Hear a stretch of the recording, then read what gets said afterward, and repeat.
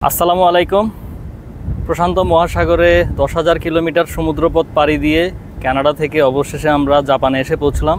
এই যে দেখছেন আমার পিছনে, এটা হচ্ছে জাপানের মিকাওয়া উপসাগর। তো মিকাওয়া উপসাগরে আমরা এখন অ্যাঙ্কর করে আছি, আগামীকাল পোর্টে ঢুকবো। এই যে দেখুন, আপনাদেরকে আশপাশটা দেখাই। আজকে হচ্ছে বৃহস্পতিবার, জুনের 6 তারিখ। আগামীকাল 7 তারিখ দুপুরে আমরা পোর্টে ঢুকবো।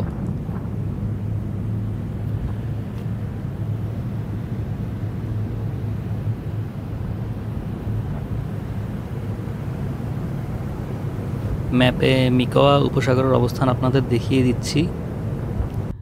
এটা হচ্ছে প্রশান্ত মহাসাগর, আর এই যে দেখুন জাপানের দক্ষিণ দিকে এই মিকাওয়া উপসাগরের অবস্থান।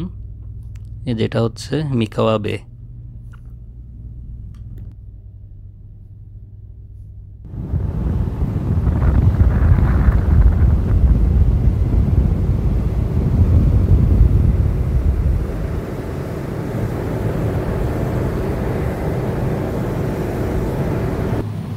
যে দেখুন পানির দিকে অনেক জেলিফিশ দেখা যাচ্ছে।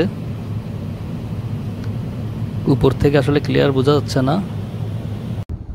এখন আমি নিচে নেমে এসেছি এবং ভিডিও করছি 5 তলা থেকে। এখান থেকে মোটামুটি বোঝা যাচ্ছে জেলিফিশগুলোকে দেখুন।